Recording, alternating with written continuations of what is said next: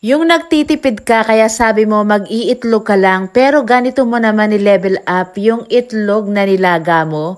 Nako, madali lang itong lutuin at kahit itlog lang to ay talaga namang sarsa pa lang mapaparami na ang kain mo. Magandang araw! Simulan natin sa paglalaga nitong mga itlog. Syempre huhugasan muna natin yan para naman maalis yung mga dumi kasi hindi naman maganda kung sakaling mabasag itong mga itlog ay papasok pa doon yung dumi, di ba? Kaya kailangan hugasan muna natin bago ilaga ang itlog. 10 minutes nating lulutuin yan para hard-boiled egg. And while waiting, ay i-prepare na natin yung mga ingredients na gagamitin. Medyo mura din ang sitaw, kaya ito na yung gagamitin ko. Pero pwede naman kayong gumamit ng ibang gulay like patatas, carrot. At hiwain na rin natin itong ating aromatic. Sibuyas at bawang lang yung gagamitin natin. So after 10 minutes, okay na itong itlog. Kaya lagyan natin ng tubig na malamig.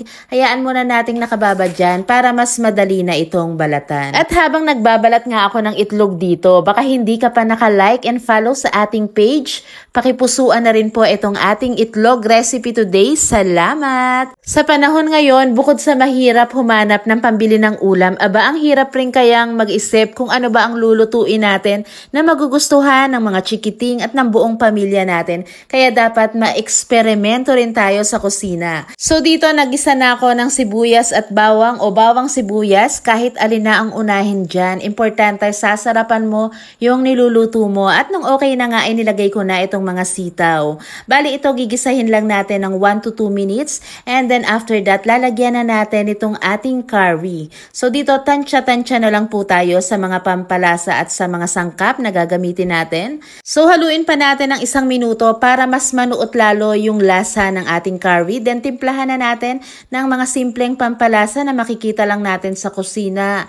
Salt, pepper, and then pag okay na, ilagay na natin itong ating itlog. Haluin natin o sangkutsahin natin itong ating itlog para naman mas manuot lalo yung flavor. And then after that, mas papasarapin nga natin to dahil lalagyan natin ng gata ng nyug. Bali ito nga ay half cup ng gata at nilagyan ko ng 1 cup ng tubig. Pero syempre, kung gusto mo ng mas masabaw ay pwede mo namang dagdagan yan. Takpan natin para lumambot agad yung sitaw. At meron akong isang cute na bell pepper dito sa tanim ko kaya kinuha ko na rin.